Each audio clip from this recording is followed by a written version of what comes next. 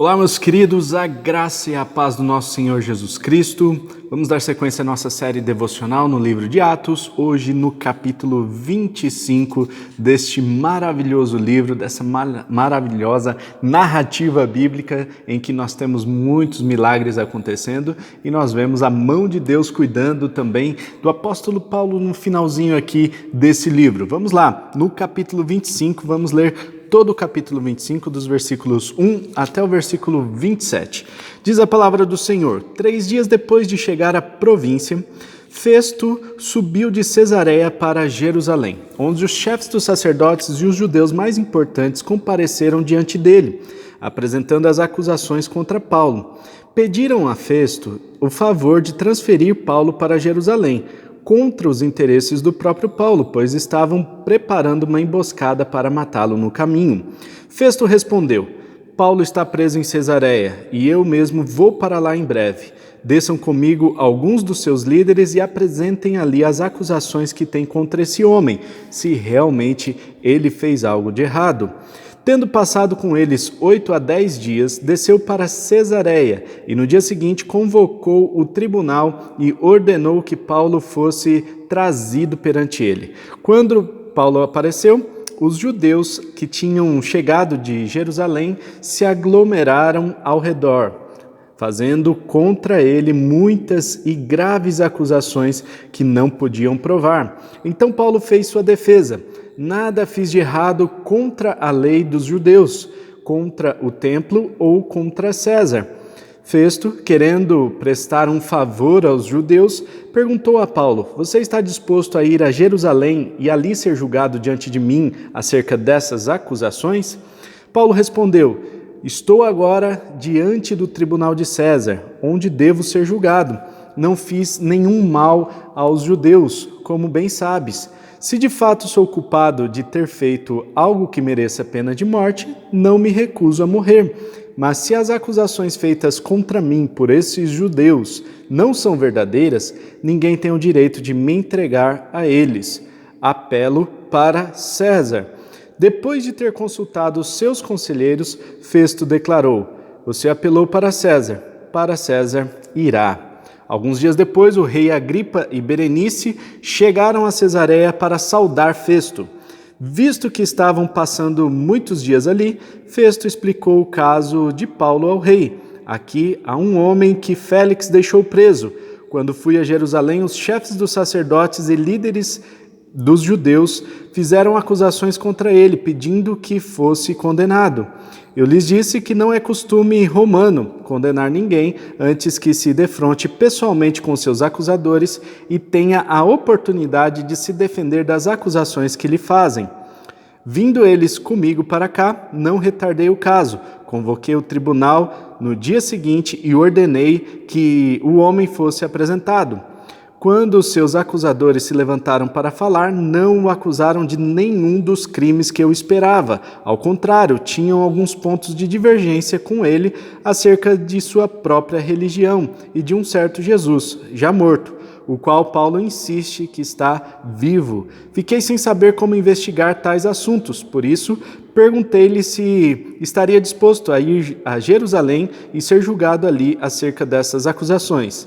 Apelando Paulo para que fosse guardado até a decisão do imperador, ordenei que ficasse sob custódia até que eu pudesse enviá-lo a César. Então Agripa disse a Festo: eu também gostaria de ouvir esse homem.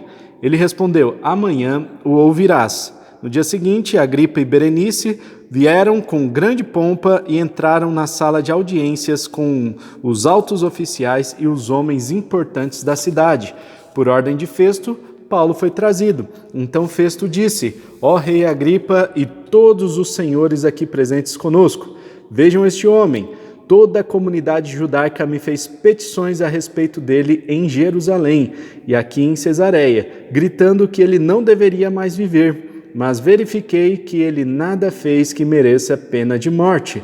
Todavia, porque apelou para o imperador, decidi enviá-lo a Roma.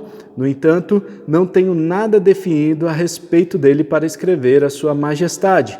Por isso, eu o trouxe diante dos senhores, especialmente diante de ti, rei Agripa, de forma que foi feita esta investigação, eu tenha algo para escrever, pois não me parece razoável enviar um preso sem especificar as acusações contra ele.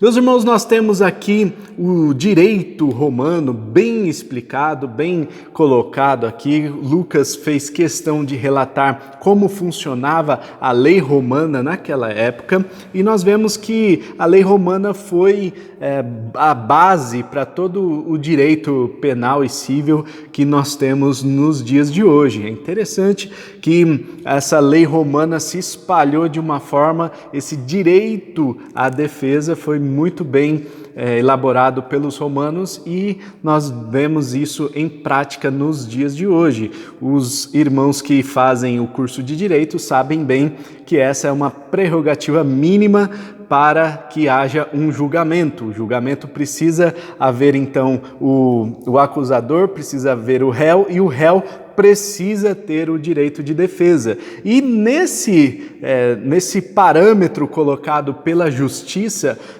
eu diria de uma forma geral, mas aqui no Brasil, vamos nos contextualizar então, aqui no Brasil existe então essa prerrogativa, né, esse direito à defesa, essa premissa que o direito não pode abrir mão, que o juiz não pode abrir mão de jeito nenhum, vai fazendo com que os casos sejam postergados em suas decisões, porque se o réu ele tem direito à ampla defesa, significa que ele tem algumas instâncias às quais ele pode recorrer. E assim também Paulo se aproveitou dessa deixa do direito romano, da lei romana, para recorrer ao STF daquela época. Isso mesmo, ele recorre ao imperador, o STF daquela época. E o imperador, ele tinha a incumbência, a tarefa de não apenas governar sobre aquela região, mas ele tinha a tarefa também de julgar os casos, ou seja, ele era um juiz também ali na região. Já o imperador, ele tinha essa tarefa de julgar somente os casos que perturbavam a ordem pública e a Pax Romana. Isso mesmo, a Pax Romana foi uma ordem instituída pelo Império Romano para que todas as suas colônias estivessem em paz. Era proibido ter algum tipo de tumulto, de muvuca, de aglomeração, de pessoas se amotinando contra o Império Romano. Qualquer uma dessas amotinações poderia ser repreendida severamente com pena de morte, e mais, a vila poderia ser ali toda destruída, a cidade seria completamente destruída. Foi isso que aconteceu com Jerusalém. No ano 66, aproximadamente aí 2 anos antes da morte de Paulo, houve ali uma rebelião muito grande lá em Jerusalém. Os judeus se amotinaram contra o imperador romano, que na época tinha instituído ali umas leis muito duras, e os judeus se amotinaram contra eles, e o que aconteceu foi uma morte generalizada, inclusive a destruição da cidade de Jerusalém no ano 70. Então, a cidade foi completamente destruída, inclusive o templo de Jerusalém foi completamente destruído nessa época, já no ano 70. Ou seja, meus queridos, nós vemos aqui que a Pax Romana era algo muito importante a ser preservado nessa época, e por isso eles tinham essas etapas nas fases de julgamento. Paulo apela para César, ele apela para o STF daquela época, mas nós vemos que nas instâncias menores ele não foi achado culpado. Ele fez essa apelação, talvez ali com a cabeça quente, talvez porque ele estava cansado de ficar preso tanto tempo sem ter uma acusação contundente, sem ter um julgamento definitivo acerca daquelas acusações. Então ele apela para César, e nesse momento os governadores e o rei, inclusive, que vai visitar ali Festo, eles não têm mais nada o que fazer. Eles só podem ouvir e conduzir Paulo até o imperador romano. O que acontece é que esse rei Agripa, né, aqui não especifica bem qual era o Agripa, né, mas aí nós vamos pesquisando e nós descobrimos aí que era o Herodes Agripa II, né, não era o primeiro, porque o primeiro era o pai desse daqui, né, e o pai, ele fez algumas coisas ali em Jerusalém. Ele reinou por volta no ano 44 aproximadamente. Ele inclusive condenou o apóstolo Pedro, provavelmente executou a morte de Tiago. Já aqui com o filho, o Agripa II,